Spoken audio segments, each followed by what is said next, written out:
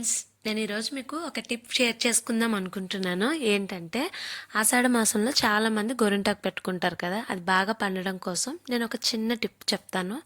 ఒకసారి ట్రై చేసి చూడండి, చాలా బాగా వర్క్ అవుతుంది. అదేంటంటే గోరింటాకులో కొంచెం షుగర్ యాడ్ చేసి మిక్సీ చేసుకోండి. అలాగే నచ్చితే పెరుగు కూడా వేసుకోవచ్చు. నేను ఒక స్పూన్ షుగర్ అలాగే 2 స్పూన్స్ కర్డ్ వేసి మిక్సీ చేశాను. మిక్సీ చేసి ఈ పేస్ట్ని పెట్టుకోండి. చాలా మంచిగా వర్క్ అవుతుంది, అలాగే మంచి కలర్ వస్తుంది.